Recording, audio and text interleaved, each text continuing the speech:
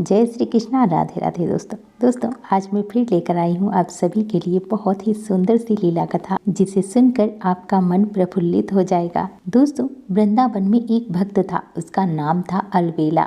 उसको सब वृंदावन धाम में अलवेला कहकर ही पुकारते थे। अलवेला रोज अपने मित्रों के साथ पूरी मंडली बनाकर बिहारी जी के दर्शन के लिए जाता था। उसका यह रोज का नियम था। वह अपने दोस्तों के साथ प्रतिदिन बिहारी जी के दर्शन करने जाता था और वह हमेशा बिहारी जी के दर्शन करता था। बिहारी जी भी उसे बहुत अच्छे से दर्शन देते थे। प्रतिदिन उसे बिहारी जी के दर्शन भी होते थे। एक दिन की बात है कि अलवेला फिर से अपनी मित्र मंडली के साथ बिहारी जी के दर्शन के लिए गए। और बिहारी जी के मंदिर का एक नियम है कि वहाँ पर एक टोक बिहारी जी को देखने नहीं देते हैं। इसके पीछे भी एक बहुत ही सुंदर सी लीला कथा है, मैं आपको कभी फिर सुनाऊंगी। तो उस दिन ऐसे ही बार बार पर्दा लग रहा था, पर्दा हटाया जा रहा था और सब वहाँ पर भक्तजन खड़े हुए थे। अलवेला भी बिहारी जी के दर्शन के लिए वहीं पर खड़े थे। अब जैसे ही पर्दा हटा तो सबने बोला, बांके बिहारी लाल की जय। सबने एक साथ हाथ ऊपर खड़े कर दिए और बोले, बांके बिहारी लाल की जय।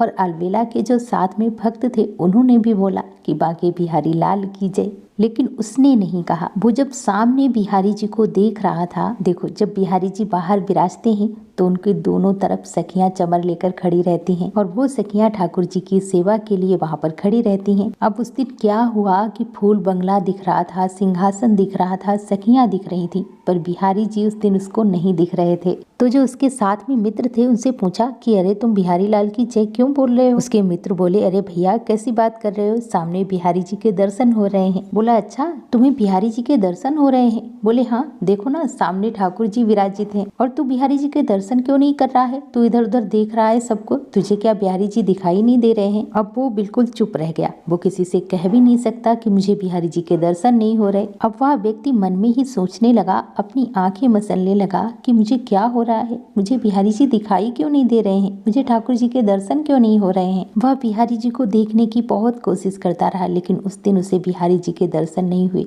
वह बहुत दुखी हुआ और अपने घर चला गया। रात भर उस व्यक्ति को नींद नहीं आई कि आखिर क्या हुआ आज जो मुझे बिहारी जी के दर्शन नहीं हुए। उस दिन उस व्यक्ति ने ना कुछ खाया ना पिया, बहुत परेशान रहा। अब वो व्यक्ति ठाकुर जी यमुना मैया से प्रार्थना करता कि मुझसे कोई गलती हो गई है क्या, मुझसे कोई गुनाह हुआ है जो ठाकुर जी ने मुझे आज दर्शन नहीं दिए हैं। और यह बात वह किसी से कह भी नहीं सकता कि मुझे ठाकुर जी ने दर्शन नहीं दिए, क्योंकि अगर मैंने किसी से कहा तो सब लोग मेरा मजाक बनाएंगे, सब लोग आश्चर्य करेंगे मुझ पर कि ऐसा कैसे हो सकता है, मेरी बात का विश्वास नहीं करेंगे, सब मुझ पर हंसेंगे कि यह झूठ बोल रहा है। ऐसा भी कहीं होता है कि ठाकुर जी ने इसको दर्शन ना दिए हों। अब वो व्यक्ति रात भर सोया नहीं, यही सोचते सोचते सुबह उठकर स्नान किया और स्नान के बाद फिर से वह बिहारी जी के दर्शन के लिए गया, क्योंकि कल मुझे बिहारी जी ने दर्शन नहीं दिए। पता नहीं मुझसे कौन सी गलती हो गई, कौन सा गुनाह हो गया जिसकी वजह से मुझे ठाकुर जी ने दर्शन नहीं दिए। जब बिहारी जी के मंदिर पहुंचे तो पर्दा हटा,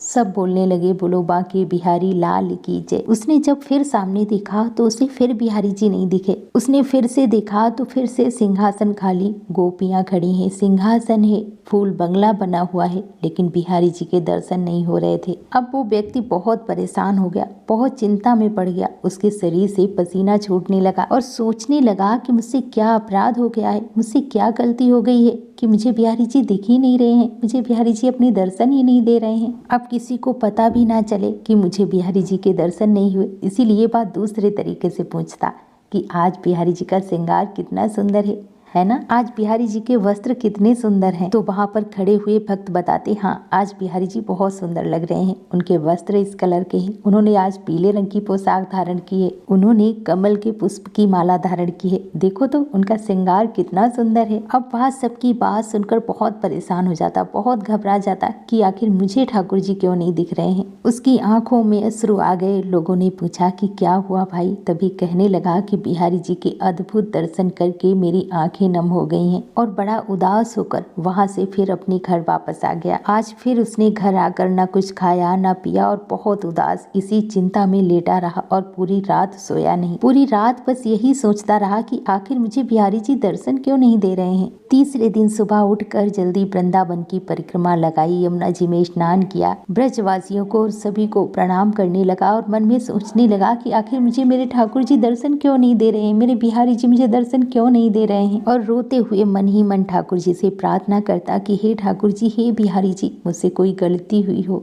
कोई अपराध हो गया हो तो मुझे क्षमा करना। अब तीसरे दिन उस व्यक्ति ने कहा कि आज मैं फिर बिहारी जी के दर्शन करने जाऊंगा। अगर ठाकुर जी ने मुझे दर्शन दिए तो ठीक है, नहीं तो आज मैं अपने प्राण त्याग दूंगा, आज मैं अपनी जान दे दूंगा। अब यही सोचकर वह व्यक्ति बिहारी जी के मंदिर पहुंचा। जैसे ही बिहारी जी के कपाट खुले, पर्दा हटा, सबको ठाकुर जी के दर्शन हुए, लेकिन उस व्यक्ति को बिहारी जी के दर्शन नहीं हुए। और वहीं पर खड़े होकर वह बहुत रोया कि बिहारी जी, मुझसे इतनी बड़ी गलती हुई है, मुझसे इतना बड़ा अपराध हो गया है कि आप मुझे अपने दर्शन ही नहीं दे रहे हो। मैं इतना बड़ा पापी हूँ, मैं इतना बड़ा आदमी हूँ कि आप मुझे अपने दर्शन ही देना नहीं चाहते। तो ठीक है ठाकुर जी, यदि आपने यह प्रण किया है कि आप मुझे दर्शन नहीं देंगे, तो मैंने भी यह प्रण किया है, अगर मुझे इस शरीर से आपके दर्शन नहीं हो सकते तो मैं इस शरीर का क्या करूँगा। जिन कानों से हम कथा नहीं सुन सकते, जिन आँखों से हम आपका दर्शन नहीं कर सकते, जिस नाक से हम अपने प्यारे बिहारी जी के चरणों की सुगंध नहीं ले सकते,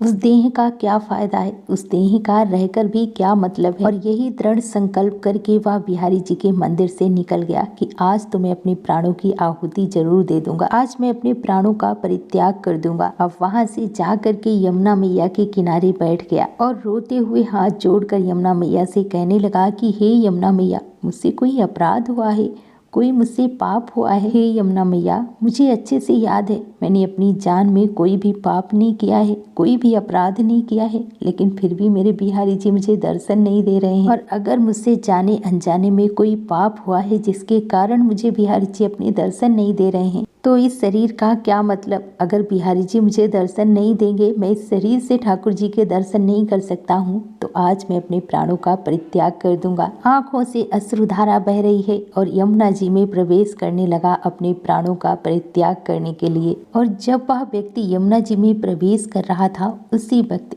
एक व्यक्ति वहां पर आया जिसे कुष्ठ रोग हो गया था। उसके पूरे शरीर पर दाने ही दाने थे और उस व्यक्ति ने इनसे कहा कि अरे महाराज रुको, तुम ये क्या कर रहे हो, तुम अपने प्राण मत त्यागो, अगर तुम चले गए तो मेरा बहुत बड़ा घाटा हो जाएगा, मेरा बहुत बड़ा नुकसान हो जाएगा। अब वह व्यक्ति बोला, अच्छा तुम्हारा क्या घाटा होगा। बोला, अच्छा बाहर तो आओ, पहले मेरी बात तो सुनो। अब वो व्यक्ति यमुना जी से बाहर आया। बोला, क्या बात है, बताओ, तुम क्या कहना चाहते हो। अब वह बोला, भैया मुझे त्वचा का रोग हो गया है, मेरे पूरे शरीर पर दाने ही दाने निकल आए हैं। अब वो बोला, तो तुम इसका इलाज करवाओ, डॉक्टर के पास जाओ, यहाँ क्या करने आए हो, मुझसे क्या पूछ रहे हो, और मेरे मर जाने से तुम्हें क्या घाटा होगा। तभी वह व्यक्ति बोला कि भैया मैंने इसका बहुत इलाज करवाया, बहुत अच्छे अच्छे डॉक्टर्स को दिखाया, पर ये ठीक ही नहीं हुआ, और इसके बाद मैं वृंदावन में आकर रहने लगा। और तभी मुझसे एक संत जी ने कहा कि अगर तुम्हें अपना कुष्ठ रोग दूर करना है तो मैंने तुम्हें अपने स्वप्न में देखा था, और स्वप्न में बिहारी जी ने मुझसे कहा था, स्वप्न में ठाकुर जी ने मुझे यह प्रेरणा दी कि अगर मेरा भक्त अलवेला इसको कह दे,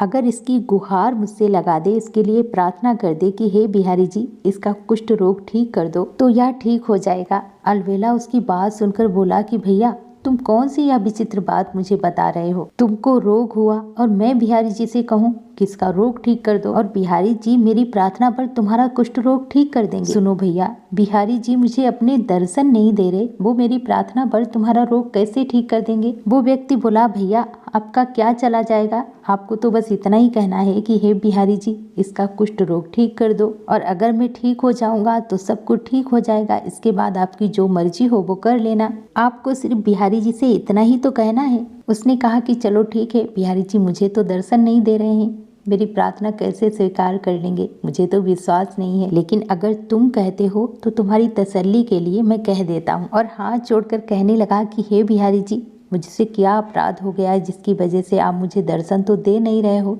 लेकिन इस भक्त का भाव है कि यदि मैं आपसे कह दूंगा तो आप इसे ठीक कर दोगे, इसीलिए हे ठाकुर जी मैं आपसे प्रार्थना करता हूँ कि इस व्यक्ति का कुष्ठ रोग ठीक कर दो। अब जैसे ही उसने कहा कि इसका कुष्ठ रोग ठीक कर दो, उस व्यक्ति के सारे दाने ठीक होने लगे। उसके शरीर में जितना भी दर्द था, जितनी तकलीफ थी, वह धीरे धीरे सब गायब होने लगी, सारे दाने गायब होने लगे। अब वह व्यक्ति हैरान रह गया, आश्चर्य रह गया कि बिहारी जी मुझे 3 दिन से अपने दर्शन नहीं दे रहे हैं। 3 दिन से जिनका मुझे दर्शन नहीं हो रहा, वो बिहारी जी मेरे एक बार कहने पर तुम्हारा रोग दूर कर रहे हैं। मेरे कुछ भी समझ में नहीं आ रहा है, यह सब क्या हो रहा है, मेरे कुछ भी समझ में नहीं आ रहा। और इतने में ही मोर पंखधारी बांके बिहारी प्रकट हो गए और प्रकट होकर उस अलबेला भक्त को दर्शन दे दिए। पहले तो वह ठाकुर जी के दर्शन करके आनंदित हो गया, ठाकुर जी के श्री चरणों में गिरकर बहुत रोया और रोते हुए ठाकुर जी से प्रार्थना करने लगा कि ठाकुर जी मुझसे कोई अपराध हो गया था, मुझसे कोई पाप हो गया था जो आप मुझे अपने दर्शन नहीं दे रहे थे, और अब ये सब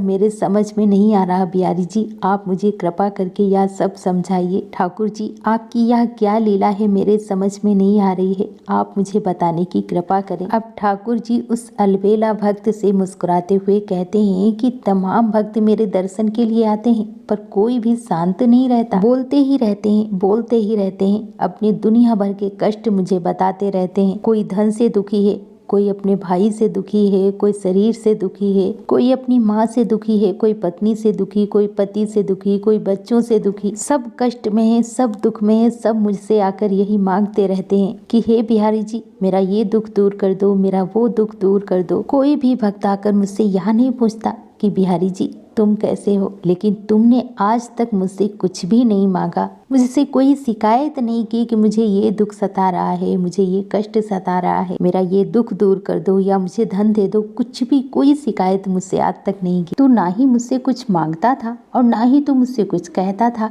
और ना ही मेरा हाल चाल पूछता था। तू कभी भी मेरे पास आकर, मेरे सामने आकर अपने भाव प्रकट नहीं करता था। तू मुझसे कभी नहीं कहता था कि तू मुझसे कितना प्रेम करता है, और ना ही तूने मुझसे कभी पूछा कि ठाकुर जी आप मुझसे कितना प्रेम करते हो। और लोगों के मांगने से मेरे अंदर ये भाव प्रकट हो गया है कि मैं केवल देना ही जानता हूँ, इसके अलावा मेरे पास कुछ भी नहीं है। और जो भी भक्त मुझसे आकर जो मांगते हैं मैं उनकी कामना पूर्ण करता हूँ, उन्हें वह वस्तु दे देता हूँ। लेकिन तूने मुझसे आज तक कुछ भी नहीं मांगा, और जो व्यक्ति मुझसे कुछ नहीं मांगता, कोई शिकायत नहीं करता, उसे मैं दर्शन कैसे दूं? जब तू मुझसे कोई बात ही नहीं करता है तो मेरा दर्शन देने का कोई अधिकार नहीं है। और मुझे स्वयं पर तेरा ऋण सा लगता है जब तू मुझसे कुछ मांगता नहीं है, क्योंकि संसार के लोग हमेशा मांगते ही रहते हैं, इसीलिए मुझे ऋण सा लगता है। मुझे यही लगता है कि तूने अपना ऋण मेरे ऊपर चढ़ा दिया है, और इसीलिए उस ऋण से मैं मुक्त होना चाह रहा था, और इसीलिए मैं तुझे दर्शन नहीं दे रहा था, इसीलिए मैं 3 दिन से भाग रहा था। जैसे होता है ना, किसी का ऋण होता है तो ऋण जब मांगने कोई आता है तो वो व्यक्ति भाग जाता है, और ऐसे ही तू रोज आता था, इसीलिए मैं रोज चला जाता था और तुझे मैं अपने दर्शन नहीं देता था, क्योंकि मुझे यही लगता था कि तेरा ऋण मुझ पर चढ़ा है,